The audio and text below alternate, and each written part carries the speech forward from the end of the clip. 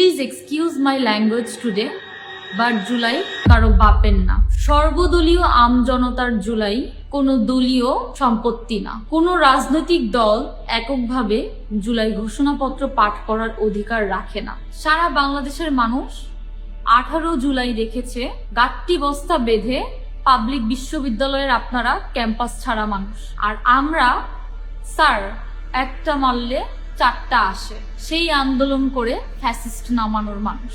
কাদের stake আপনারা বাদ দিচ্ছেন?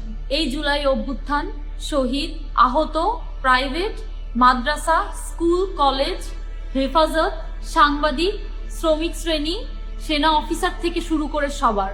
এই ঘোষণাপত্র এককভাবে কোনো দল নিজেদের মতো করে পাঠ করতে চাইলে ওই সকল মানুষকে অবমাননা করা হবে যারা নিঃস্বার্থভাবে রাজপথে নেমেছিল। জুলাইয়ের বিস্তৃতি সারা বাংলাদেশ জুড়ে। সেই জুলাই এককভাবে দখল করার অধিকার কে দিয়েছে আপনাদের?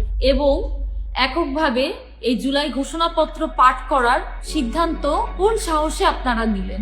জুলাই ঘোষণাপত্র আসবে সরকারের মাধ্যমে রাষ্ট্রীয়ভাবে, এবং জুলাই ঘোষণাপত্র থাকতে হবে সংবিধানের মধ্যে সমগ্র বাংলাদেশকে নিয়ে। সুতরাং জুলাই চেতনাকে বিক্রি করে রাজনৈতিক ফায়দা হাসিল বন্ধ করুন। এসব সুবিধা অর্জনের জন্য জুলাইয়ের প্রতি মানুষের অনীহা সৃষ্টি এবং জুলাইকে প্রশ্নবিদ্ধ করা থেকে আপনারা বিরত থাকুন।